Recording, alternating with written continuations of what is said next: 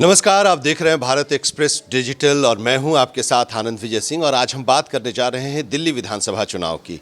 दिल्ली विधानसभा चुनाव के लिए सभी 70 सीटों पर 5 तारीख को वोटिंग होगी और 8 तारीख को मतगणना के बाद उसी दिन नतीजे आ जाएंगे और साफ हो जाएगा कि किसकी सरकार बनने वाली है। क्या आम आदमी पार्टी की गवर्नमेंट रिपीट करेगी या बीजेपी वापस 1993 में जो सरकार बनाई थी उसके बाद से वो सत्ता में नहीं आ पाई, वो वापस आएगी, या फिर कांग्रेस का क्या पोजीशन होगा।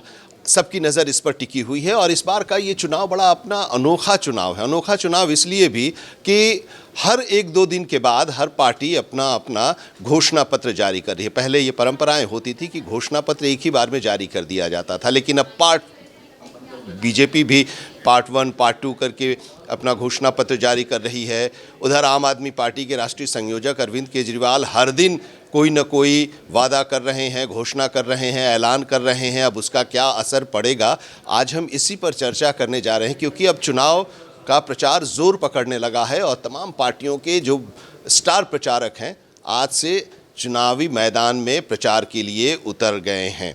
हमारे साथ आज खास 2 मेहमान चर्चा में जुड़े हुए हैं। हमारे वरिष्ठ सहयोगी और editor national affairs Krishna Mohan Sharma ji हमारे साथ जुड़े हैं और वरिष्ठ पत्रकार हरिशंकर जी भी हमारे साथ हैं। हम इन दोनों लोगों से ज़रा समझेंगे। पहले कृष्ण मोहन जी, पूरे चुनाव को आपने नज़दीक से देखा, इस चुनाव को तो देख ही रहे हैं, इसके पहले के चुनाव को भी आप देखते आ रहे हैं। इस बार का चुनाव बड़ा अजीब अपने आप में एक अलग दिखाई दे रहा है। अगर घोषणा पत्र के लिहाज से बात करें पहले उसी की, तो क्या आपको लगता है क्यों ऐसा हो रहा है? नहीं, इसमें कुछ भी अजीब नहीं है, क्योंकि घोषणा पत्र अब हर कोई जो है हर दिन सर्वे कराता है। सर्वे करा के ये देखना चाहता है कि जनता का मूड किस तरफ टिल्ट कर रहा है, उसके हिसाब से फ्री वीज अगर देना है तो कितना देना है। दरअसल ये जनता का नब्ज पकड़ना बुखार की तरह है कि आज अगर हमने मोनोसेफ चलाया तो बुखार कम हुआ कि नहीं हुआ, तो मोनोसेफ अगर काम नहीं किया तो उसके बाद ऑगमेंटिन देंगे। इस तरीके का चल रहा है कि अगर केजरीवाल जी ने 2100 दिया तो कांग्रेस ने 2500 दिया, तो बीजेपी ने कहा कि हम तो 2500 देंगे ही, आपका इंश्योरेंस हम 10 लाख कर देंगे। तो एक तरीके से एक होड़ लगी हुई है कि केजरीवाल की जो फ्री वीज है उसको कैसे नलीफाई किया जाए। ये बात सही है कि केजरीवाल ने यहाँ पे लोगों को फ्री वीज का पूरा एक तरीके से कहूँ कि शेर के दांत में खून लगा दिया है। तो हर आदमी चाहता है कि मुझे फ्री वीज मिले, लेकिन अब तीनों पार्टियों ने कहा कि लो, फ्री वीज पे ही अगर वोट देते हो तो मेरे से भी फ्री वीज ले लो, इसलिए टुकड़ों में वो घोषणा करते जा रहे हैं। क्या हार के डर से या घबरा गए हैं अरविंद केजरीवाल, जिसकी वजह से वो हर दिन एक नया ऐलान कर रहे हैं? देखिए, हार का डर 10 साल उन्होंने सरकार चलाया है। उसके बाद 10 साल के बाद उनको याद आया है कि मध्यम वर्गीय भी कोई जनता है जो उनको सपोर्ट करती है, और उनके मन में ये भी है कि मध्यम वर्गीय अगर नाराज़ हो गया, जो हर दिन किसी नई परेशानियों से जूझ रहा है, तो केजरीवाल की सरकार बन नहीं पाएगी तीसरी बार। दूसरी बात यह है कि अरविंद केजरीवाल कोई एक ऐसा मुद्दा नहीं छोड़ना चाहते जिसकी वजह से उनको हार का सामना करना पड़े। अब जैसे आप देख लीजिए, 10 साल में उनको याद नहीं आया कि जो छात्र हैं यूनिवर्सिटी में या कॉलेज में या स्कूल में पढ़ने वाले, उनको 50% जो है मेट्रो में कंसेशन मिलना चाहिए। अब अचानक से वो प्रधानमंत्री मोदी को पत्र लिख रहे हैं। उसके बाद वो लिख रहे हैं कि दिल्ली में आज कह रहे थे कि बेरोजगारी बहुत ज़्यादा है, बेरोजगार युवा जो है किसी और भटक गए हैं, उससे वो गलत काम कर रहे हैं। तो ये सब चीज़ें आपको 10 साल सरकार चलाने के भीतर आपको याद नहीं आया। ये अचानक से, मतलब कोशिश ये है कि गेंद जो है कुल मिलाकर बीजेपी यानी केंद्र के पाले में डाल दें, और लोगों को ये बताने की कोशिश है कि हमने तो कोशिश की, लेकिन बीजेपी और उनके जो एलजी हैं या जो भी हैं उनके नेता, उन्होंने हमें काम नहीं करने दिया। प्रेस कॉन्फ्रेंस के जरिए तो बातें हो रही हैं, वार पलटवार हो रहे हैं, घोषणाएं हो रही हैं, ऐलान हो रहा है सर, लेकिन अब तो चुनाव प्रचार का दौर शुरू हो गया और स्टार प्रचारक चुनाव मैदान में उतरने लगे। आज का दिन ऐसे भी खास है, नेताजी सुभाष चंद्र बोस की जयंती भी है, और आज बीजेपी की अगर हम बात कहें तो जेपी नड्डा और योगी आदित्यनाथ, ये 2 लोग आज प्रचार में उतर रहे हैं। कांग्रेस की तरफ से राहुल गांधी भी हैं, अरविंद केजरीवाल तो लगे ही हुए हैं। सिर्फ जेपी नड्डा और योगी जी ही क्यों, यहाँ पे नायब सिंह सैनी भी उतर चुके हैं, पुष्कर सिंह धामी को मैंने देखा है, गडकरी जी भी उतरने वाले हैं, राजनाथ जी भी उतरने वाले, सभी लोग अपने अपने तरीके से, भगवंत मान है मैदान में। सवाल इसका नहीं है, सवाल ये है कि ये वो दिल्ली जिसके बारे में कहते थे कि दिल्ली राजधानी है, हर कोई आके देखना चाहता था, हर कोई आके दिल्ली में रहना चाहता था, उस दिल्ली को आपने क्या बना दिया? 10 साल में आपने क्या दिया? 15 साल में अगर शीला दीक्षित का 5 साल देखें जिसमें करप्शन और तमाम चीज़ें आई, तो 10 साल शीला दीक्षित ने काम किया था। कॉमनवेल्थ के दरमियान जो दिल्ली की घोषणा की गई या जो दिल्ली का जो विकास किया गया, उसमें आपने क्या किया? आपने कुछ नहीं किया। आज आपके ट्रैफिक जाम है, सीवर नाले बंद हैं, पानी है नहीं, बिजली है नहीं। तो ऐसे में स्थिति ये है कि फ्री बीज दे के आप लोगों को अपंग क्यों बनाना चाहते हैं? और अगर आप अपंग बनाना चाहते हैं तो वही परिणाम निकलेगा कि आप अगर 200 रुपये देंगे तो कोई 300 रुपये देगा, कोई 300 रुपये देगा तो 400 रुपये देगा।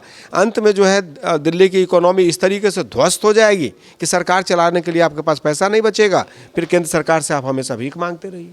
नहीं, मेरा सवाल इसलिए भी था कि प्रेस कॉन्फ्रेंस के ज़रिए एक सेट करने की कोशिश होती है और मुद्दे वो सेट किया गया।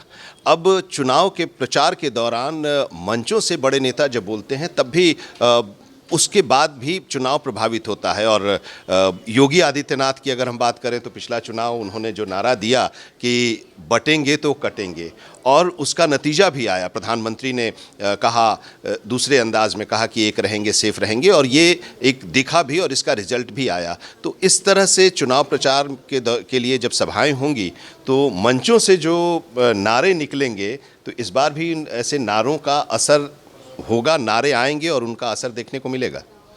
दिल्ली में करीब 60% ऐसी आबादी है जो पूरी तरीके से लिटरेट है, पूरी तरीके से लिटरेट है। 40% ऐसी आबादी है जिसमें से 30% जनता जो है वो सेमी लिटरेट है, और 10% जनता जो है इलिटरेट है। तो दिल्ली की अगर राजधानी की बात करें तो यहाँ पे इलिटरेसी रेट जो है वो काफ़ी कम है, 8 से 10% है। 8 से 10% लोगों के लिए फ्री बीज तो समझ में आती हैं चीज़ें कि आपको हम फ्री पानी देंगे, फ्री बिजली देंगे, बस में चलने के लिए हम फ्री वो देंगे, कार्ड देंगे, तमाम सारी चीज़ें, मोहल्ला क्लिनिक में दवाई देंगे, क्योंकि उनको लाइफ एक्सपेक्टेंसी के बारे में पता नहीं है। उनको ये मालूम है कि शायद अगर मुझे ट्यूबरकुलोसिस हो गया, कैंसर हो गया तो हम मोहल्ला क्लिनिक में इलाज करा लेंगे, लेकिन शायद उस व्यक्ति को ये नहीं मालूम है कि ये मोहल्ला क्लिनिक जो है ये प्राइमरी हेल्थ सेंटर है, और प्राइमरी हेल्थ सेंटर से किसी भी टर्मिनल डिजीज़ का इलाज नहीं हो सकता। टर्मिनल डिजीज़ के इलाज करने के लिए आपको जीबी पंत, जो कि दिल्ली सरकार का एक अच्छा अस्पताल है, LNJP है, मेट्स है, उसको और ज़्यादा मजबूत करने की ज़रूरत है। तो केजरीवाल जी ने उसको छोड़ दिया, जो चल रहा था उसको छोड़ दिया, जो नहीं चल रहा था उसको चलाने की कोशिश की। उसका नतीजा ये हुआ कि जो चल रहा था वो ठप हो गया, और जिसको चलाने की कोशिश की थी वो पैसे के अभाव में चल नहीं पाया। तो एक तरीके से आपने स्वास्थ्य व्यवस्था को आपने डंप कर दिया। दूसरी बात कि सरकार मंच से, आपने पूछा कि मंच से लोग बोलेंगे, मंच से बोलेंगे, उसका निश्चित तौर पे असर पड़ता है, क्योंकि योगी भविष्य के नेता हैं। जैसे आज से 10 साल पहले, 15 साल पहले मोदी जी कुछ कहते थे तो लोग उनको सुनता था कि मोदी जी कुछ कह रहे हैं, तो उनमें उम्मीद दिखती थी कि शायद ही हमारे देश का नेता बनेगा, और मोदी जी प्रधानमंत्री बन गए। अब उसी तरीके से लोग योगी को सुनते हैं और उनको लगता है कि शायद योगी जो है भविष्य का नेता है, आगे प्रधानमंत्री बन सकता है, तो इनकी बातों को सुनना चाहिए। और मैं हमेशा लोगों से कहता हूँ कि भारत नायक प्रधान देश है, यहाँ पे जो नायक कहेगा उसी के पीछे जनता चलती है। तब योगी जी ने नैरेटिव दिया कि कटोगे तो बटोगे, चूँकि प्रधानमंत्री की एक संवैधानिक सीमा है, तो उन्होंने कहा कि एक है तो सेफ है। अब देखिए तीसरा नारा क्या निकलता है। जी, मैं उसमें थोड़ा सा और बता दूं कि प्रधानमंत्री और बीजेपी पहले से ही आम आदमी पार्टी आप नहीं आपदा कह रही है, तो एक नारा तो छोटा सा चल रहा है यहाँ पे। लेकिन आज योगी जो है महाराष्ट्र की तरह या कौन सा नया नारा देंगे या उसी को कंटिन्यू करेंगे, क्योंकि आम आदमी पार्टी को उन्होंने सीधे तौर पर आपदा कहा है, तो उसके बाद आगे क्या योगी आज एक वो हमेशा अपनी नई लाइन सेट करते हैं चुनाव प्रचार के दौरान, तो यहाँ भी कुछ ऐसा होने वाला है। इसके अलावा आपको बताऊं कि बीजेपी जो है इस बार मुद्दों पर घेर रही है लगातार आम आदमी पार्टी को, और लगातार पहली बार मैं चुनाव में देख रहा हूँ, विधानसभा चुनाव में दिल्ली के पिछले 10 साल के मुकाबले, कि बीजेपी उनके हर सवाल और उनके हर आरोप का लगातार काउंटर कर रही है। रही बात यहाँ पर सबसे बड़ा जो मुद्दा है पानी आपने फ्री कर दिया। इस पर बात नहीं हो रही है कि जो घर में पानी आपके पहुँच रहा है दिल्ली जल बोर्ड का, वो पीने लायक है ही नहीं। अगर आप सपोज मैं दिल्ली में रहता हूँ, आप हमारे घर में अगर आते हैं तो मेहमानबाजी के लिए सबसे पहले पानी और चाय और ये सब हम आपके सामने लेके आएंगे, लेकिन वो पानी जो है वो जल बोर्ड का हो सकता है कि ना हो, वो कहीं से ख़रीदा हुआ हो या फिर उसको आरओ प्लांट में ट्रीटमेंट करके वो पानी बना। मतलब केजरीवाल कहते तो हैं कि पानी फ्री में दे रहे हैं, लेकिन पानी आप गंदा दे रहे हैं। वो पानी पी करके व्यक्ति को परेशानी हो सकती है, लीवर की परेशानी हो सकती है, किडनी की दिक्कत हो सकती है, क्योंकि उसका जो टीडीएस है बहुत ज़्यादा हाई है। दूसरी बात, बिजली का मुद्दा, तो बिजली बिल जो है वो जो कम यूनिट कंज्यूम करते हैं 200 से नीचे, उनको बिजली फ्री है, लेकिन उसके ऊपर जैसे हमारे जैसे लोग उससे ज़्यादा आता है तो हम लोग को फ्री नहीं मिलता बिजली, क्योंकि जितना हमने कंज्यूम किया उतना पैसा हमको देना पड़ता है। ऐसे बहुत सारे लोग हैं। अब अभी केजरीवाल बात कर रहे हैं कि मध्यम वर्गीय, तो मध्यम वर्गीय तो हम ही हैं। तो मध्यम वर्गीय को पैसा पूरा बिजली बिल देना पड़ रहा है दिल्ली में। तो आप 10 साल के बाद 10 साल आपने सरकार चला ली, तब आपको याद आया है कि मध्यम वर्गीय जो लोग हैं उनको परेशानी हो रही है। तो मध्यम वर्गीय के लिए आपने किया क्या? आपने केंद्र से मांग कर दी, आपने प्रधानमंत्री मोदी से मांग कर दी कि उनके टैक्स में कटौती कर दीजिए, उनके ये कर दीजिए, लेकिन आपने क्या किया?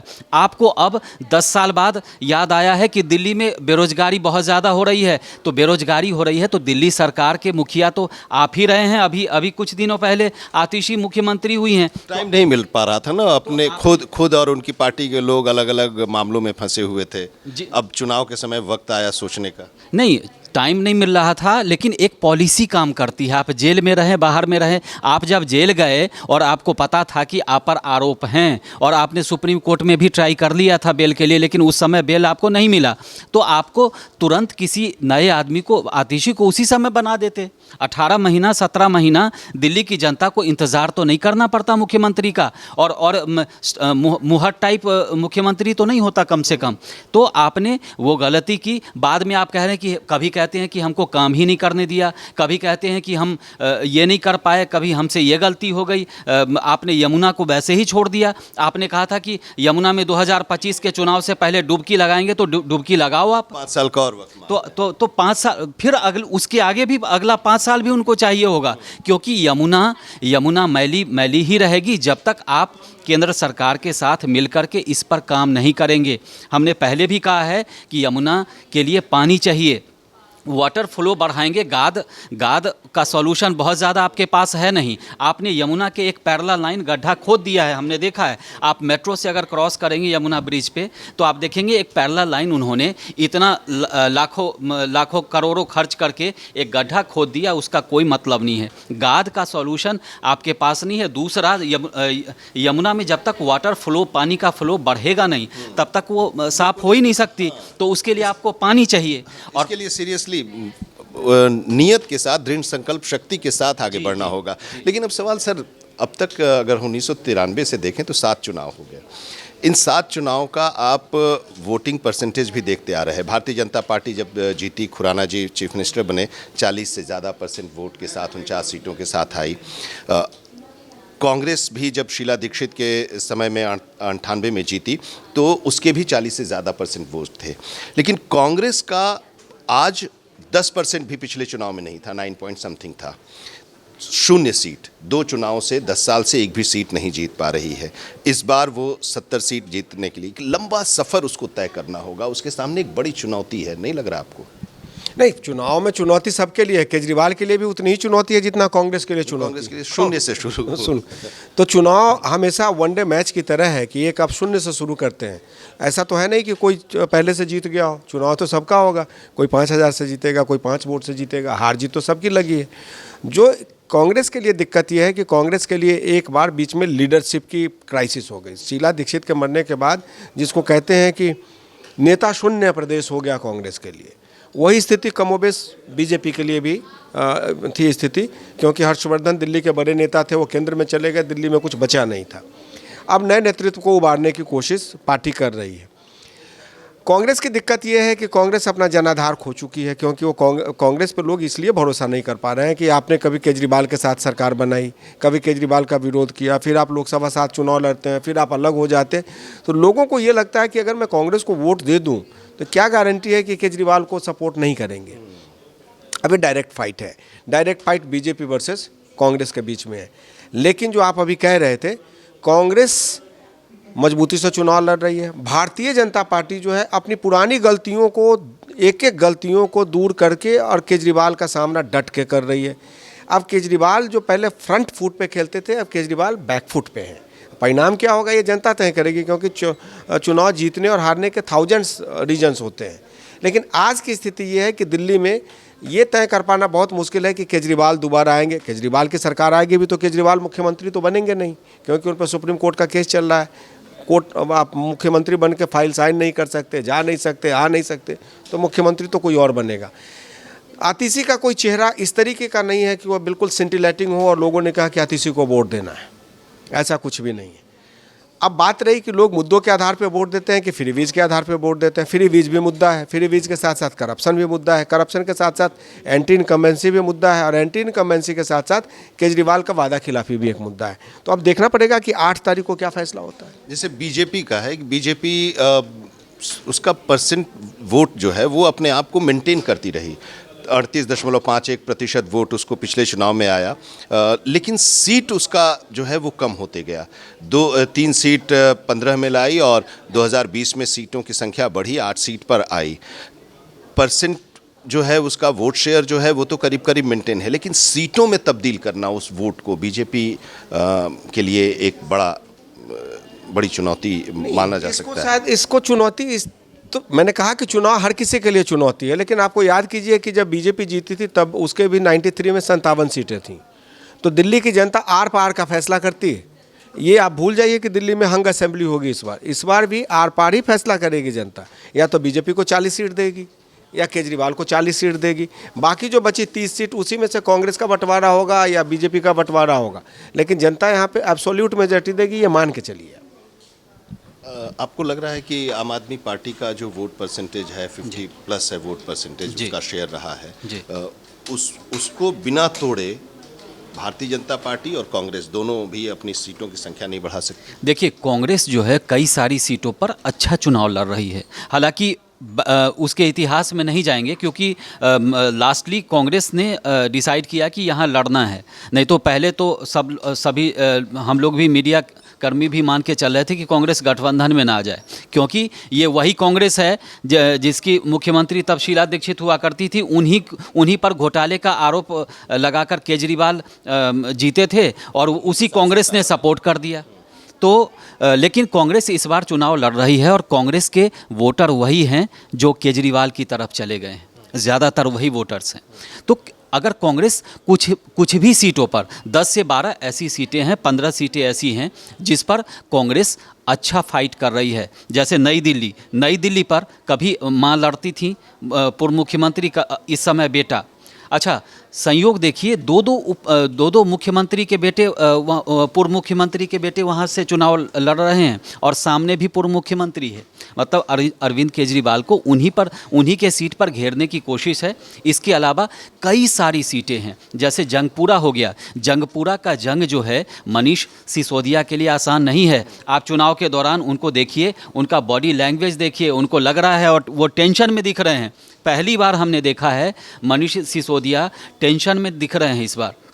उसके अलावा ये जो सीट छोड़ करके गए, वहाँ से प्रोफेसर साहब तो वहाँ पहुँच गए, मेंटोर तो पहुँच गए वहाँ पे, लेकिन वो भी बहुत अच्छा नहीं कर पा रहे हैं। वहाँ पर उनको भी काफ़ी अच्छी टक्कर मिल रही है। बहुत सारी ऐसी सीटें हैं जहाँ पर बाबरपुर, गोपाल राय हैं, वहाँ पे गोपाल राय के खिलाफ इस बार जनता लगातार आवाज़ उठा रही है, क्योंकि 10 साल से वो वहाँ पर हैं और उसके अलावे वहाँ लोग कहते हैं कि वो मिलते कम हैं। हालांकि पार्टी काम कर रही है, लेकिन हम अपनी बात किस तक पहुंचाएं। बहुत सारी चीज़ें हमने ग्राउंड रिपोर्ट देखी है और आज भी हम उस पर चलाएंगे। तो बहुत सारी ऐसी रिपोर्ट आ रही है कि इस बार जनता खुलकर के आम आदमी पार्टी का विरोध कर रही है।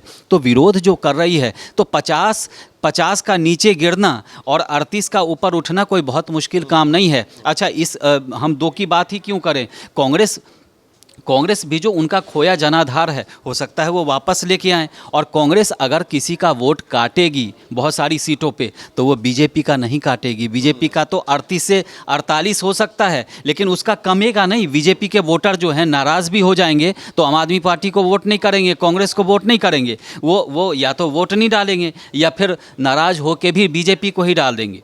बीजेपी का ये पैटर्न रहा है, आप जहाँ भी देखेंगे तो इस कुल मिलाकर के ये है कि कांग्रेस अगर अच्छा करती है चुनाव में, जो इस बार बहुत कोशिश कर रही है, तो मुझे लगता है कि उसका खामियाजा आम आदमी पार्टी, केजरीवाल की पार्टी को भुगतना पड़ेगा। और ऊपर से एंटी इनकम्बेंसी है, उसका भी केजरीवाल सरकार उसका भी सामना कर रही है। और इस बार बहुत सारे मुद्दे ऐसे हैं, हमने तो इससे पहले भी आपको बताया कि बहुत सारे ऐसे मुद्दे हैं जिस पर आम आदमी पार्टी काम नहीं कर पाई है। सड़क का तो बहुत बुरा हाल है। बहुत सारे इलाकों में, जहाँ से मैं आता हूँ संत नगर में, वहाँ पर आप जाकर के देखिए पैदल चलने लायक बहुत जगह स्थिति नहीं है।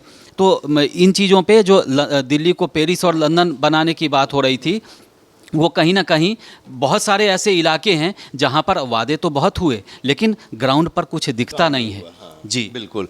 अब चलते चलते एक आखिरी, अब चूंकि सीटों की कुछ बात कर दिया तो दो हाई प्रोफाइल सीट है, कई सीटें हैं हाई प्रोफाइल, नई दिल्ली और कालकाजी। उस पर किस तरह का, अब इतने दिनों के बाद, नॉमिनेशन के बाद अब प्रचार शुरू हो गया है, तो आपका विश्लेषण अभी तक का? सिर्फ एक लाइन का जवाब है कि दोनों सीट पे आम आदमी पार्टी जो है वो बैकफुट पे है और इस बार अभी तक ट्रेल कर रही है। अब कल क्या होगा वो 8 तारीख को पता चलेगा।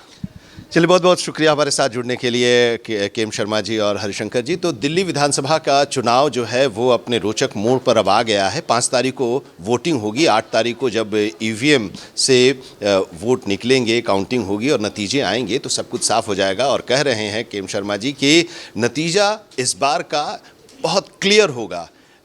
ये नहीं कि किसी को बहुमत नहीं मिलेगा, जिसको भी मिलेगा बहुमत मिलेगा और भरपूर बहुमत मिलेगा और सरकार बनेगी। अब किसकी सरकार बनेगी इसका थोड़ा इंतज़ार और करना होगा। बहुत बहुत धन्यवाद हमारे साथ जुड़ने के लिए। तो भारत एक्सप्रेस के डिजिटल प्लेटफॉर्म में हमारी ये चर्चा दिल्ली विधानसभा चुनाव को लेकर ये विश्लेषण लगातार जारी रहेगा। अभी हमारी चर्चा में इतना ही, लेकिन बाकी खबरों के लिए देखते रहिए भारत एक्सप्रेस डिजिटल।